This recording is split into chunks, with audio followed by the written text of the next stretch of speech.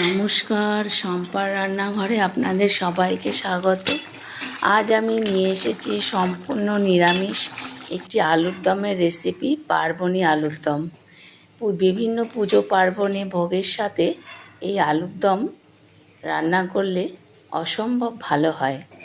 ঠাকুরের ভোগের সাথে এই রকম সুস্বাদু একটি আলুর দম নিবেদন করলে মনটাও ভালো লাগে। বন্ধুদের কাছে অনুরোধ রইল সম্পূর্ণ ভিডিওটি দেখবেন, একটু স্কিপ না করে লাইক, কমেন্ট ও শেয়ার করবেন।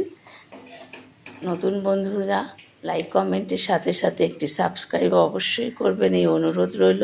আপনারা সকলে ভালো থাকবেন, অপেক্ষা করবেন আমার নতুন নতুন রেসিপির জন্য।